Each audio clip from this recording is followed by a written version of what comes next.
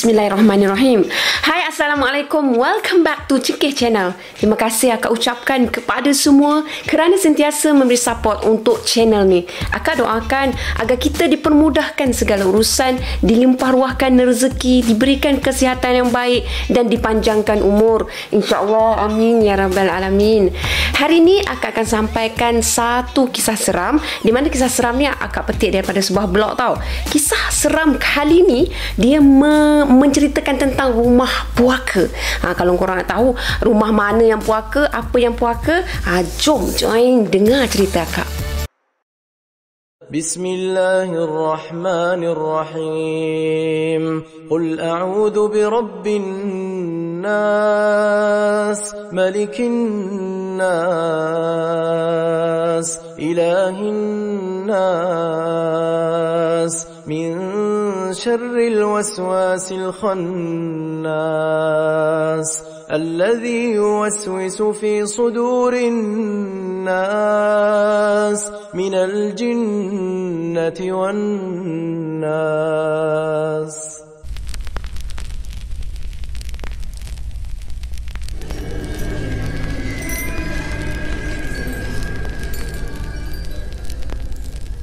Untuk pengetahuan korang, kisah seram kali ni sebenarnya kisah benar seorang penyewa rumah puaka di Seremban 2, Negeri Sembilan. Seseorang yang akak maksudkan, akak kenalkan sebagai Madi, bukan nama sebenar tau. Menurut Madi, kisah seram misteri ni sangat menyeramkan.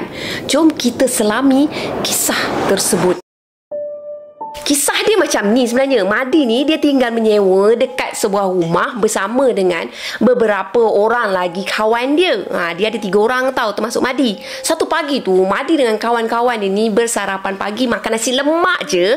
Tapi mereka tak pula makan kat dalam rumah sewa. Mereka makan dekat luar rumah je. Walaupun rumah tu dah terbuka luas, masa tu hati mereka ni kuat mengatakan mereka tak nak masuk dalam rumah tu. Lantak je lah sarapan dekat luar rumah sekalipun, lantak. Mereka sebenarnya mungkin trauma sebab mereka dah lalui macam-macam gangguan tau dekat dalam rumah tu. Salah seorang dari kawan Madi ni nama dia Man. Family Man pula, dia tinggal paling dekat dengan mereka ni. So, selepas dah melalui macam-macam gangguan dekat rumah puaka tu, mereka bersetuju nak minta tolong dari family Man ni datang tengok-tengok kan. Kenapalah dengan rumah sewa mereka tu. Gitu. Family Man pun dia on the way lah datang ke rumah tu selepas bersetuju untuk membantu mereka. Anak kan, siapa tak nak tolong. Punyalah lama nak tunggu family Man tu datang dari Sepang. Lama sangat. Yelah, nak bawa pawang hebat dari Banting lah kononnya. Tunggu pukul 11.30 pagi tu barulah family si Man tu datang. Sampai 3 biji kereta yang datang. Semua adik-beradik Man. Mereka datang nak tengok sendiri apa agaknya yang dah berlaku dekat rumah puaka tu. Turun-turun je dari kereta, pawang tu geleng-geleng kepala. Lepas tu pawang tu cakap lah, "Rumah apa korang duduk ni?" Kata pawang tu sambil tu dia salam-salam lah dengan mereka bertiga ni kan. Pawang tu kata nama dia Tok Syekh. Gitulah. Baru salam-salam je, pawang tu kata semangat mereka ni dah kena tarik. Kena seru balik ni semangat mereka ni. Madi sampai sekarang dia tak faham lah apa maksud Tok Syekh tu. Mereka disuruh masuk ke dalam van. Hanya Tok Syekh tu dengan ayah si Man je yang akan masuk ke dalam rumah. Belum pun sempat mereka masuk ke dalam rumah tu, baru je nak gerak masuk, tiba-tiba je kan dekat pintu grill, dah sampai pintu grill, radio tiba-tiba bunyi korang. Madi memang dah cabut pelak radio tu, tapi tiba-tiba terpasang kuat. Macam mana boleh terpasang? Bunyi tu menyebabkan adik-beradik si Man ni bertempiaran lari masuk ke dalam kereta masing-masing. Dah lah tu, lagu masa tu dimainkan lagu India. Mungkin masa tu time saluran THR Raga kot. Entahlah. Madi pun tak tahulah apa yang sedang berlaku sebenarnya. Dengan bunyi radio yang kuat tu pun mereka dah lari. Bayangkanlah kalau adik-beradik Man tu tahu bahawasanya radio tu pelak dah tak bersambung, dah cabut. Boleh bayangkan tak? Berani tak diorang kan? Lama jugalah Tok Syekh ni masuk ke dalam rumah tu. ayah si Man ni, dia hanya tengok je dari luar. Sebab dia pun dah rasa goyang tau. Sebab selepas cuba untuk matikan radio tu, dia pergi tengok dekat radio tu, rupanya plug radio tu tak bersambung. Radio tu on sendiri. Mana tak goyangnya korang. Lepas tu dia tunggulah dekat luar. Dalam van pula semuanya terkunci mulut. Anak-anak buah si Man yang kecil-kecil semua ketakutan. Apalah, kes-kes macam ni bawa anak-anak kecil pula. Tak pasal-pasal lah budak tu sekali trauma tau. Tak lama lepas tu, Madi ditengok Tok Syekh keluar sambil menjinjing anak patung beruang yang berwarna coklat besar. Mau je mata Madi ni tercocol keluar bila tengokkan anak patung tu. Mana taknya korang? Mereka bertiga sendiri dah buang dah anak patung tu semalam. Sebelum-sebelum tu, bukannya main buang je. Mereka siap masukkan patung tu dalam plastik sampah hitam. Lepas tu ikat sebelum mereka masukkan dalam tong sampah dekat depan rumah sewa tu. Macam mana pula boleh ada balik semula dalam rumah tu? Pelik kan? Mau tak pelik kan? Man dia dengan seorang lagi kawan serumah Madi tu, nama dia Wan tau. Masa tu mereka tengah tidur-tidur ayam je dekat dalam van tu. Dah lalang nunggu kan lama, terlap juga kan tidur-tidur ayam. Madi pun apa lagi, cepat-cepat lah dia cuitkan kawan mereka, kawan dia itulah yang berdua tu, suruh tengokkan apa yang Tok Syekh tu sedang jinjing. Wan dia hanya mengucap je macam tak percaya tau. Man pula dia terus meluru pergi ke tong sampah. Tengok dekat dalam tong sampah tu ada tak patung tu. Dia nak pastikan juga ada ke tak patung tu kat dalam tu. Dia tak puas hati tau. Man masa tu dia terjerit-jerit. Dia panggil Madi. Madi panggil. Adalah kat dalam ni. Tu yang lain lah. Jerit Man pada Madi. Lepas tu Madi pun dia pun teruslah pergi berlari dekat tong sampah tu. Dia nak tengok kan, confirm kan ada ke tak. Ya memang betul lah korang, memang ada lah. Tapi masih lagi plastik sampah hitam, tak dibuka lagi kan. Lepas tu Madi dia cakap lah dekat Man tu, ya memang ada, cuba buka. Masih berbungkus dengan plastik sampah lagi. Memanglah. Lepas tu Madi ambil. Lepas tu Madi pun dibuka lah plastik tu. Tapi dia terkejut sangat. Sebab masa dia angkat plastik daripada tong sampah tu, rasa berat korang. Berat lain macam. Madi dia cek kat dalam tu. Rupanya korang, kalau korang nak tahu, bukannya anak patung tau yang ada dalam plastik sampah tu, tapi hanyalah batu bata. Itulah dia. Batu bata yang Madi dengan kawan-kawan dia gunakan untuk menyanggah pintu-pintu bilik supaya tak tertutup. Madi tak boleh nak cakap apa dah. Terkelu dah masa tu. Dia terkelu lidah. Dia terfikir macam mana pula boleh ada dalam tu pula kan. Tok Syekh pun datang dekat mereka. Lepas tu Tok Syekh tu marah-marah sebab tak buang anak patung tu. Madi dah tak tahu nak cakap apa dah. Kelu dah lidah dia, dah reti nak cakap apa dah. Man dia terangkan pada Tok Syekh tu. Dia ceritakan satu persatu apa yang berlaku. Mereka memang dah buang dah patung tu. Sekian lah dia bagi tahu Tok Syekh tu. Man dia jawab balik kemarahan Tok Syekh tu lah. Sebab Tok Syekh tu marah dia, tiba-tiba lah marah kan. Waktu tu jugalah Tok Syekh tu pagar rumah mereka. Lepas tu Tok Syekh tu taburlah garam kasar dengan air penawar ke apa entahlah kat rumah tu. Sambil-sambil tu family Man dia pergi beli makanan dekat restoran berhampiran sebab nak buat kenduri kat rumah mereka tu. Buat kenduri kesyukuran masuk rumah baru. Tiba-tiba rasa lapang je rumah tu. Tak adalah gangguan macam malam sebelumnya. Alhamdulillah. Mereka berharap sangatlah semuanya dah settle. Sebab keesokannya hari Senin, adik-beradik si Man semua balik. Kecuali ayah dengan mak Man je yang stay kat rumah mereka tu. Mak ayah Man ni tak ada komitmen kerja dah. Mereka dah pencen. So dapatlah diorang ni stay lama sikit dekat rumah sewa anaknya tu, si Man kan. Yelah, diorang nak pastikan betul-betul selamat. Ketak rumah tu risaulah dengan keselamatan anak mereka ni. Madi pun tak adalah rasa bimbang sangat dengan kejadian-kejadian yang dah mereka alami sebelum tu. So, hari Ahad masuk ke hari Isnin tu tak ada apa-apa pun yang berlaku. Madi yang sebelum ni dia rasa ragu-ragu tau nak terus stay dekat rumah tu, sekarang dia dah mula rasa selamat. Sampai Sampailah hari Khamis, waktu siang gitulah, ayah dengan mak si Man ni duduk kat rumah tu. Langsunglah tak ada perkara pelik yang berlaku lagi. Jadi Khamis petang tu, mak dengan ayah si Man ni dia nak balik, tapi sebab fikirkan dah pukul 6 petang, tambahan pula masa tu hujan memang lebat sangat. So ayah Siman tak confident nak drive kereta balik Sepang, walaupun dekat je kan. Dah berusia, mata pun dah tak berapa terang. Kalau ikut plan memanglah nak balik Sepang lah hari Khamis tu. So tak jadilah mereka balik, jadi mereka stay lah dekat rumah tu lagi. Khamis malam Jumaat tu lah puaka rumah sewa tu datang balik. Disaksikan sendiri oleh mak ayah Siman tau. Dah masuk part yang menyeramkan. Malam Jumaat tu mereka sembahyang maghrib berjemaah. Selepas tu mereka baca Yasin beramai-ramai macam hari yang sebelum-sebelumnya sama juga. Supaya puaka rumah sewa tu dah tak datang ke rumah tu dan tak kacau mereka lagi. Tengah-tengah mereka baca Yasin ramai-ramai, tiba-tiba pintu dapur diketuk berkali-kali tau.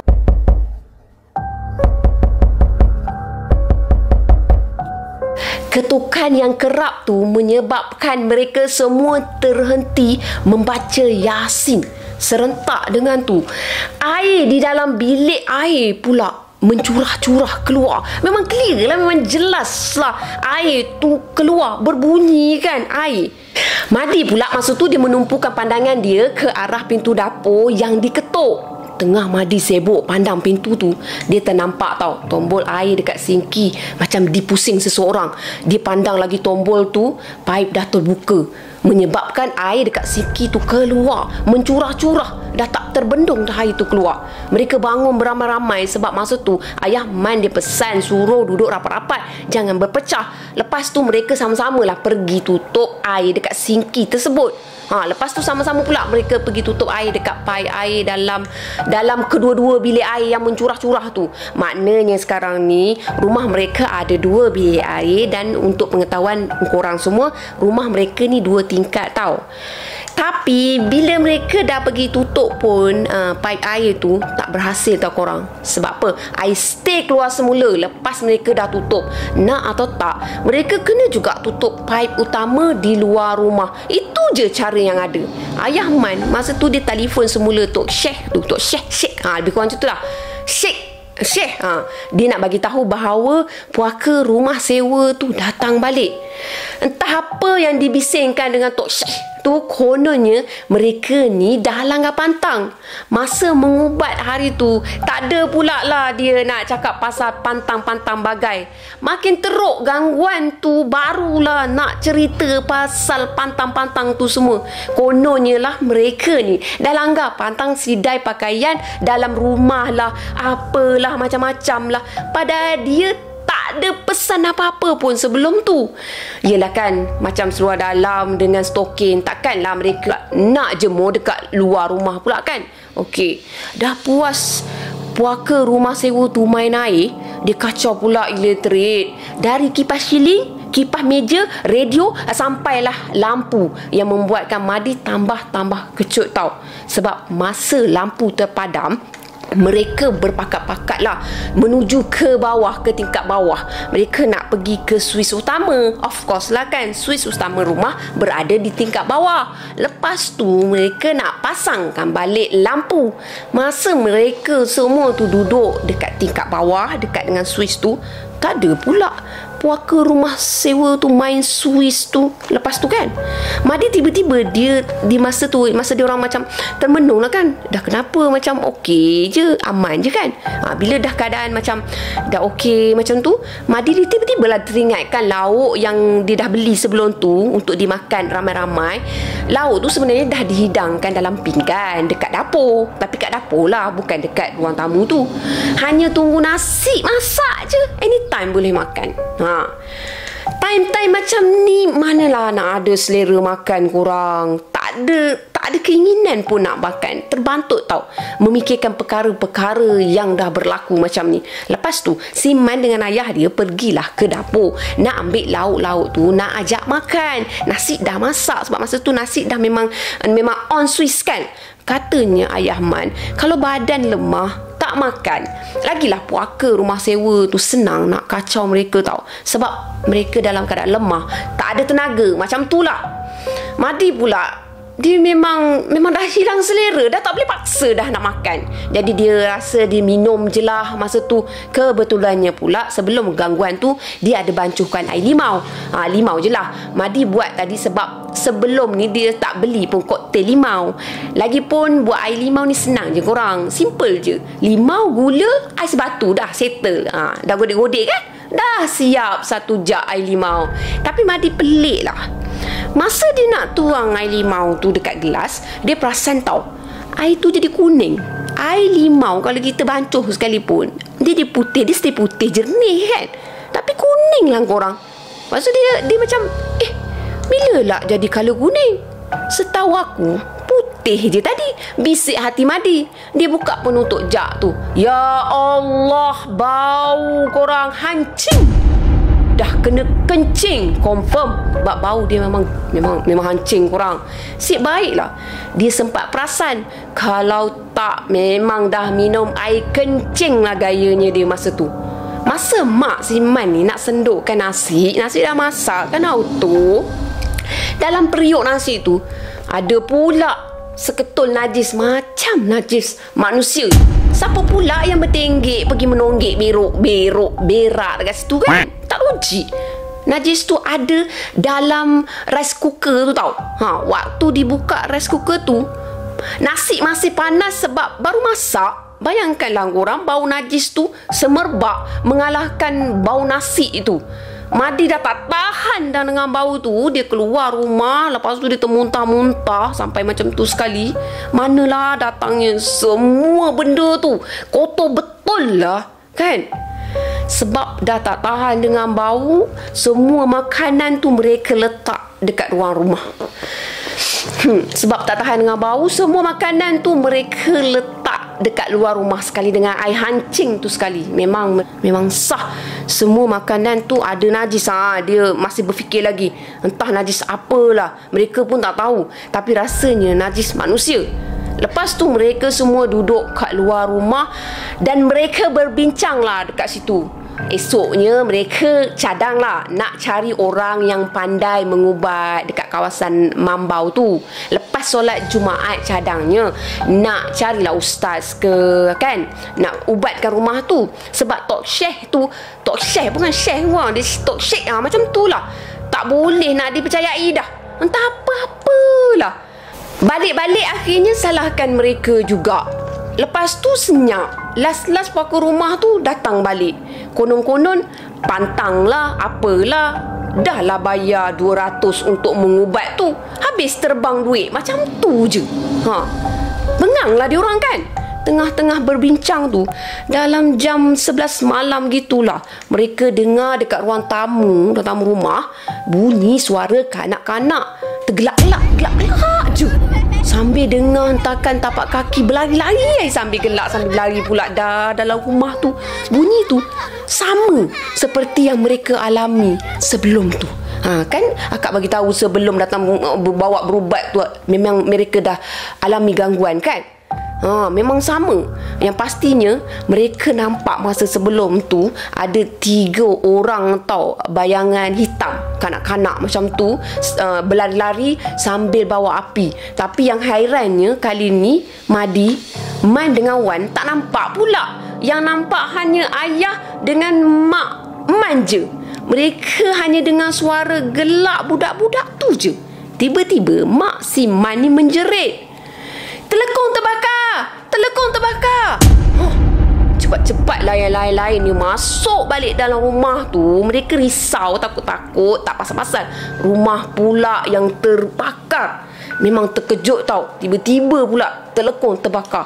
Mereka semua duduk rapat-rapat juga sambil duduk dekat bawah suis utama tu. Selepas mereka dah cuba padamkan api pada telekong tu tau. Alhamdulillah boleh terpadam. Hairanlah, macam mana telekong tu boleh terbakar? Angin tak ada, ribut tak ada, api tak ada, tiba-tiba terbakar. Mana tak hairan korang?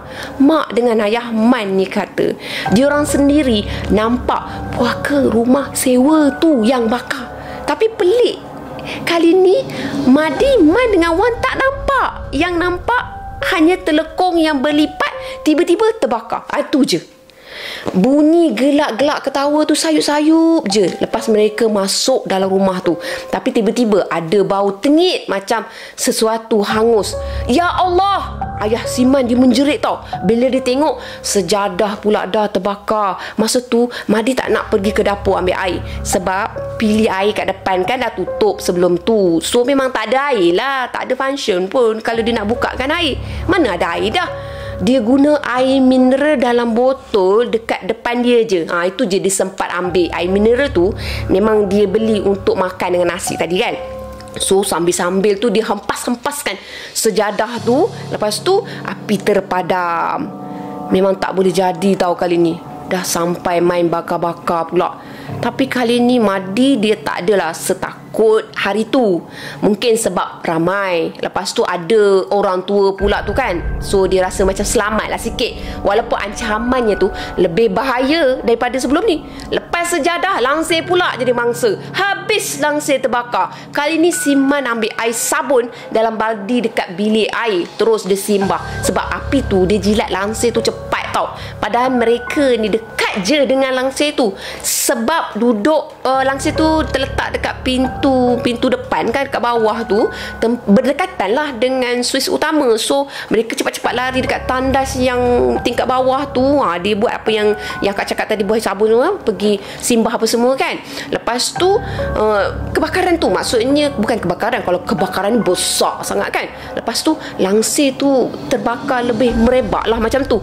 Mereka usahakan juga, gigihkan juga untuk padamkan api. Alhamdulillah api terpadam. Tak habis dengan tu je, kotak-kotak pun habis terbakar tau. Adalah kotak-kotak sebab dia orang baru masuk rumah tu. So ada kotak-kotak yang dia orang bawa. Kotak tu ada yang terbakar. Tak tahulah nak buat apa lagi dah. Buntu lah. Jadi macam letih kan. Terbakar tu pergi padamkan api. Terbakar sana padam api. Akhirnya mereka buat keputusan dah settle kotak tu dapat dihandle kebakaran tu. Akhirnya mereka angkat semua barang-barang bawa keluar rumah. Apa yang boleh terbakar lah, dia orang suspek itu boleh terbakar tu, mereka bawa je, angkut pergi keluar rumah, letak dekat luar rumah. Tengah-tengah sibuk angkat kotak-kotak tu, tiba-tiba rasa macam asap banyak dari dalam bilik Madi tau. Aduh, rupa-rupanya kain pelikat Madi pun dah terbakar tu korang. Kain pelikat tu dia gantung jadikan langsir tingkap bilik dia. Hampir separuh tau kain pelikat tu dah terbakar. Kelang kabut Madi ni, dia pergi tarik kain tu sampai terkoyak-koyak hujung kain tu. Sebab air dah tak ada, pilih kat luar dah tutup. Masa Madi sentap kain tu, dia dapat rasa paku-paku yang dia ketuk-ketuk tu, paku tu terpelanting tau. Punyalah gagah dia sentap sekuat hati kain tu. Dia nak matikan api tu. Dia tak nak lah sampai terbakar rumah kan. Masa tu jugalah Siman ni dia telefon angka tuan rumah. Dia cakap lah dekat tuan rumah tu bahawasanya rumah tu ada masalah. Lepas tu angka tu jawab lah, itu rumah baru mana ada masalah. Angka tu cakap macam tu. Ni bukan masalah rumah lah, angka ni masalah rumah tu berhantu. Angka tu gelak je sambil jawab apa yang ditanyakan oleh Man tau. Lepas tu dia cakap tau, kalau you mau keluar, you keluar lah. Deposit rumah 2 bulan dengan elektrik air semua, I tak nak bagi balik you tahu. Jawab angka tu. Tu je lah yang Siman cakap dengan Madi. Nak ke tak nak, Madi cakap lah dengan yang lain-lain tu, kita kena pulihkan juga rumah ni. Mana dah kita ada duit deposit nak cari rumah lain. Rumah lain dia minta 2 bulan sewa plus sebulan lepas tu deposit air dengan elektrik 200, sewa sebulan 270. Mana kita nak cekau duit, nak cari duit lagi, nak bayar semua tu. Memang tak ada lah, nama pun student kan. Gangguan demi gangguan tu berlaku sehinggalah ke pagi. Bila dah pagi, kesianlah mereka ni pada Mak Siman yang memang masa tu dah macam nak demam tau. Last choice, mereka tekad tidur dalam kereta. Itu je lah. Pada mereka tempat selamat, tak payah stay dekat rumah tu. Selagi stay, selagi tu lah muncul itu, muncul ini. Tapi mereka biarkan pintu rumah tu terbuka je masa tu. Mereka tidur dalam kereta dalam keadaan pintu tingkap tu dibuka lah sikit kan. Yelah kan, mana tak kan, kalau tak dibuka kan mati kepanasan pula mereka kan. Sampailah pagi dekat dengan subuh, belum subuh lagi masa tu. Tak ada apa-apa lagi berlaku. Sebab masa tu ayah Siman dia pasang kaset mengaji kat dalam kereta. Jadi apa-apa pun yang berlaku kat dalam rumah tu, mereka memang dah tak dengar dah. Memang Madi dia cuba juga untuk paksa untuk tidur, tapi dia tak boleh nak lelap langsung lah. Walaupun puas, dia paksa untuk lelap. Dah lah esoknya tu dia ada kuliah. Nak ke tak nak, Madi fikir terpaksa lah ponting. Madi dengan si Wan ni memang tak boleh nak tidur. Tak tahulah kenapa. Siman dengan family dia semua nyenyak je tidur, elok je tidur. Dalam lebih kurang pukul 5 pagi tu, tiba-tiba lah atas kereta mereka ni dipijak-pijak tau. Semua terjaga. Sebab seolah-olah macam ada orang yang meloncat-loncat sambil berlari ke atas kereta tu. Gonggang, riuh sekali. Yang mungkin bising kaki kan dekat atas kereta tu. Madi dia tunduk masa tu, tiba-tiba dia dengar Mak Siman ni menjerit. Madi pun dia terpandang lah dekat cermin depan kereta. Dia tengok kat situ selipar dia dengan kasut si Wan ni berjalan dengan sendiri. Tapi macam ensotkan macam tu lah. Siman dia keluar daripada kereta, dia dah geram tau. Lepas tu dia cuba nak ambil kasut dia dengan selipar tu. Lepas tu dah nama geram kan, dia baling dekat pintu gerai, lantak kan, dibaling-balingnya kat pintu gerai. Waktu tu Madi dia boleh dengar macam ada benda terhempas dekat gerai tu. Dia tak tahulah apa benda sebab tak nampak kan. Tapi dia rasa mesti rumah sewa puaka tu yang mereka nampak sebelum ni, yang hempaskan barang yang berbunyi tu lah. Waktu tu jugalah ayah Siman ni dia azan. Lepas tu Madi dia baca ayat kursi kuat-kuat. Sampailah pukul 6.30 pagi, hari pun dah nak siang. Kesian tau Madi tengok Mak Siman ni. Dah lah dia ada darah tinggi, lepas tu ada pula sakit jantung. Sempatlah Madi tengok dia macam meracau sekejap sebelum suami dengan anak dia ni tenangkan dia. Dalam pukul 8 pagi tu, ayah Siman suruh Madi dengan yang lain-lain angkatlah semua barang-barang, masukkan dalam kereta. Habis semua berterabur dekat bonet kereta, kecuali penyapu, baldi dengan benda-benda besar yang memang mereka tak boleh nak bawa, mereka tinggal. Kereta mereka kan kecil je, manalah nak muat. So mereka tekadlah mereka akan tinggalkan rumah puaka tu. Mereka takkan stay dah kat situ. Disebabkan tak puas hati dengan tuan rumah, Madi dia solekkan aja rumah tu. Pintu dapur dengan pintu depan dia solek. Lepas tu lampu kipas semua Madi biarkan terpasang je. Biar je owner rumah tu bayar elektrik mahal-mahal bulan ni. Bisik hati Madi lah. Nanti tuan rumah tu kalau nak masuk rumah tu kena potong dulu solek tu. Banyaklah kerja dia. Siapa suruh dia main-mainkan aku? Lepas tu nak pulangkan balik duit deposit punyalah susah. Tak ada kesian pun dekat aku ni. Lantakkan aja. Bisik hati Madi masa tu. Marah sangat Madi pada waktu tu tau. Jumaat tu mereka tak pergi ke kelas. Lepas tu mereka menumpang dekat rumah saudara Siman ni dekat Bukit Cedang untuk sementara waktu lah. Susah jugalah walaupun dekat dengan kolej kan, tapi tak ada bas. Man terpaksa ulang alik angkut Madi dengan Wan ni 2 kali. Awal 2 minggu macam tu lah. Maklumlah dengan motor tak boleh lah nak berangkut bertiga. Kenalah bertahan sebelum mereka menyewa kat Central Park dengan 2 orang lagi budak kelas mereka. Mac 2002 keluar di surat khabar Metro Pos mengatakan pasal rumah terbakar sendiri di Seremban 2. Madi dah tahu dah kat mana tempat tu. Dia sendiri dah alaminya. Dah sah-sah lah rumah yang dimaksudkan tu itulah rumah sewa dia dulu.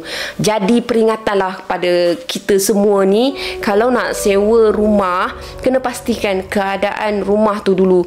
Jangan main tarah je. Sekali dapat rumah berhantu tak kenanya. Tapi sampai sekarang lah Madi dia tak tahu lagi kenapa ada 3 bayangan budak perempuan yang bawa mancis bakar-bakar barang kat rumah tu. Itulah yang menjadi tanda tanya dan misterinya sampai hari ini. Sebelum akak mengakhiri untuk kali ni, akak nak share tips di mana kalau kita ni nak pergi menyewa satu-satu rumah tu, rumah yang baru bagi kita kan.